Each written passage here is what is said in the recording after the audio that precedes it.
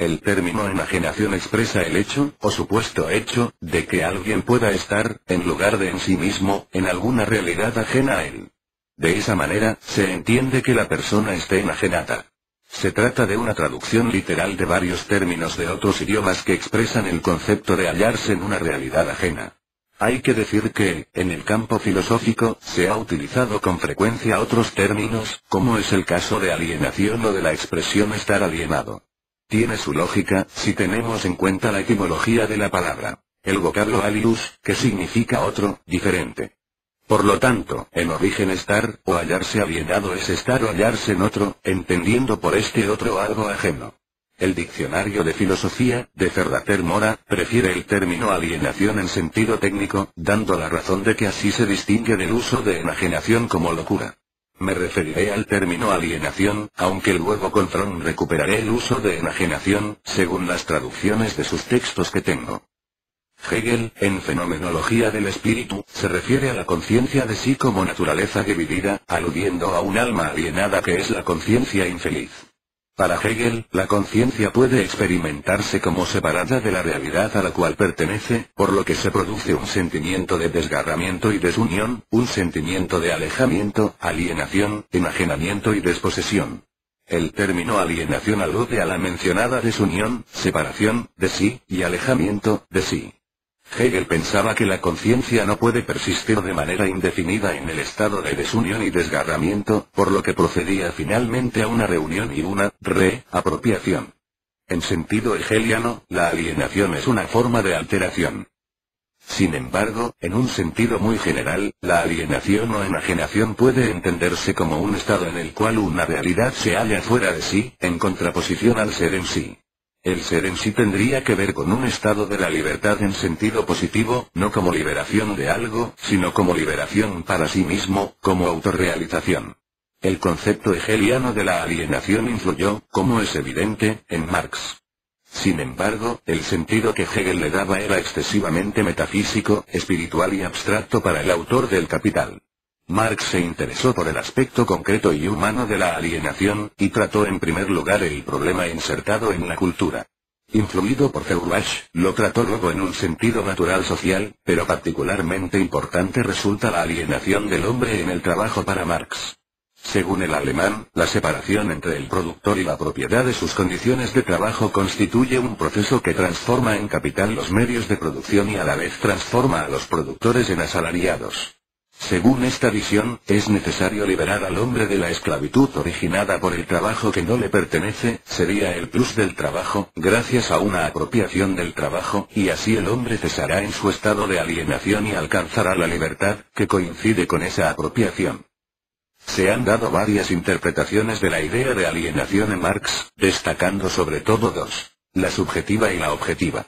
La primera interpreta la alienación desde un punto de vista individual, potenciada por una visión de Marx más humanista o existencial, pero la más extendida ha sido la segunda, aludiendo al ser humano en general, o al trabajador, que se hallaría alienado respecto a sus productos debido a los mecanismos que gobiernan la sociedad, producidos y desarrollados, bien de manera autónoma, bien para beneficio de una clase, o de ambas maneras a la vez.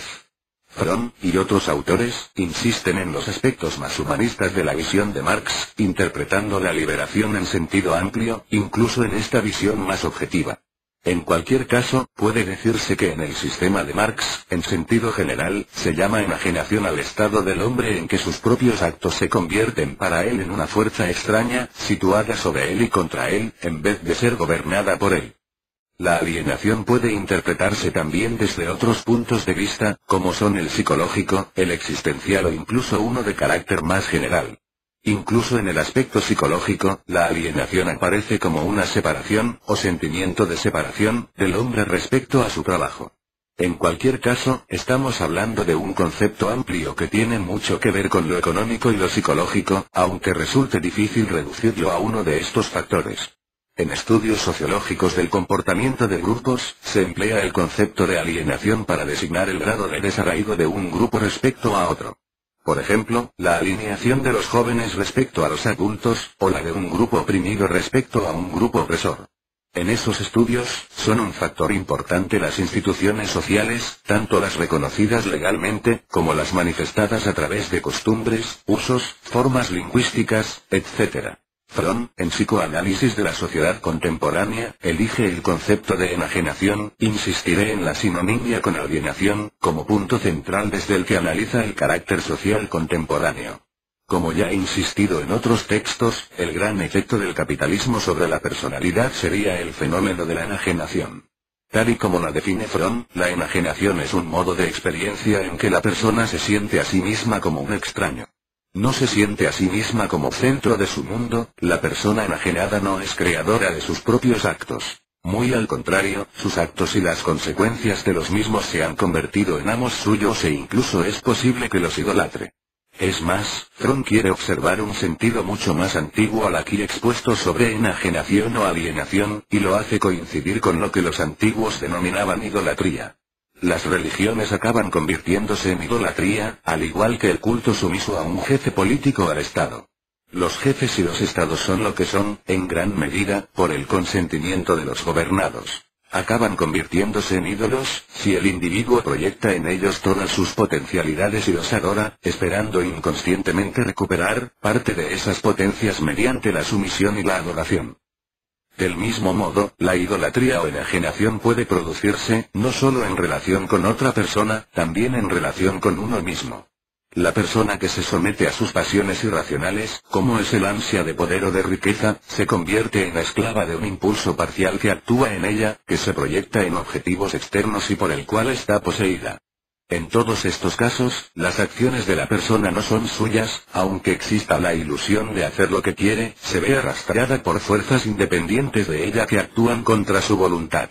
Tal y como define Fromm el proceso de enajenación, el hombre no se siente a sí mismo como portador activo de sus propias capacidades y riquezas, sino como una cosa empobrecida que depende de poderes exteriores a él y en los que ha proyectado su sustancia vital. La enajenación es un fenómeno que varía de una cultura a otra a lo largo de la historia, tanto en aspectos específicos, como en la amplitud e integridad del fenómeno. Fromm considera que el proceso se ha intensificado en la sociedad contemporánea, paralelo al desarrollo tecnológico y a la evolución del capitalismo. El hombre ha creado un mundo de cosas producidas por él como no se ha dado nunca antes, y ha construido un mecanismo social complicado para administrar el mecanismo técnico por él realizado. El hombre, enajenado de sí mismo, se enfrenta a sus propias fuerzas encarnadas en cosas que él mismo ha creado.